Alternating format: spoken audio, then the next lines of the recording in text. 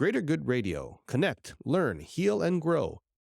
I had a very unusual childhood, and when I graduated from high school, I had no desire to go to college. In fact, I graduated from high school. I hadn't entered a school to go to college. I didn't think I could get into college. And I started out working in a kitchen. And I'd been a little bit isolated at that point in my life.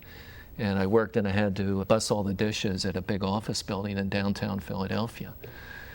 And it was like, oh, what are all these people doing? And they're wearing suits and, all of that. So kind of lived somewhat of a isolated life, but a life where I really didn't see much of the rest of the world. And I was very fortunate through a set of unusual circumstances to be able to go to college, and graduated from BYU. And then after that, things just sort of took off. But there would be absolutely no evidence from early childhood or even through high school that I was even going to graduate from high school, much less go to college. Can you share with us the circumstances, or are they secret? That's a big secret. I think I've told a little bit about this story once. It's not something that I feel a need to tell people very often, but I was really raised by a grandmother. And as I get older, was and is, she's passed away many years ago, still a central part of my life. And she was a wonderful person. My mother was the youngest of several children. My grandmother was abandoned by her husband, my grandfather, during the Great Depression. And she had to raise 7 children. My mother was the 7th of 7. She came 7 years after number 6 child came along. So there's this real, true story of tremendous difficulty just getting by in life during the Great Depression. One of my uncles was a prize fighter. My grandfather, who abandoned my grandmother, was a barroom brawler, and he was a labor organizer and a tough guy. So I come along when my grandmother's in her early 60s, and she really took a lot of the responsibility for raising me, and I'd help her out. She had a rooming house, a place where men lived, and that was one of her jobs to kind of get by, was to have a rooming house. So I would help her clean the rooming house. And we had a coal heater stove, and I had a little shovel, and I'd help her with putting the coal in the stove during the winter time. So if you were listening to this, you say, oh, that must be a really tough situation.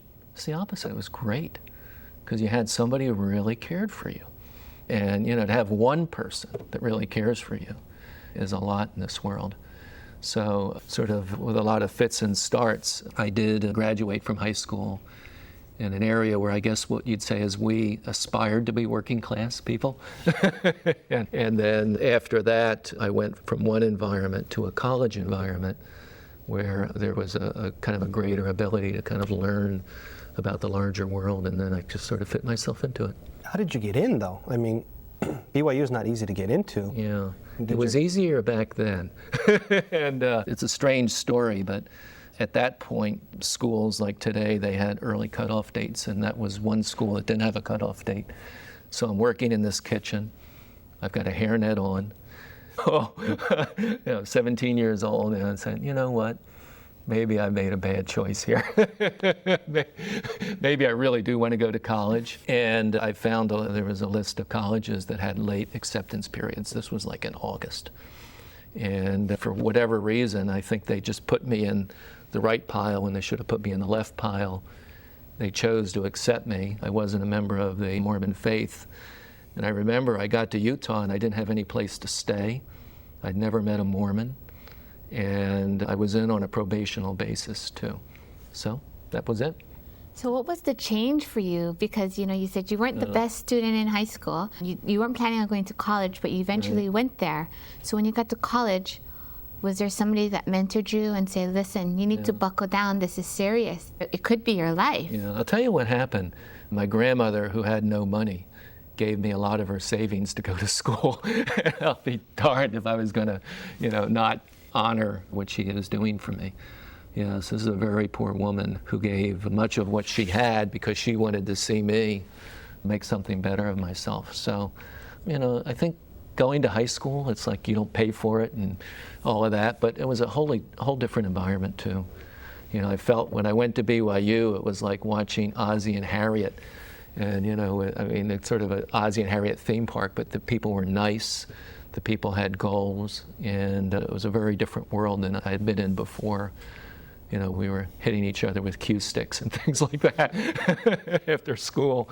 So, different environment and a very strong sense of obligation that I needed to do the right thing. If you resonate with Greater Good Radio, please join our community at www.greatergoodradio.com, where you can get access to exclusive content and offerings. Hope to see you soon.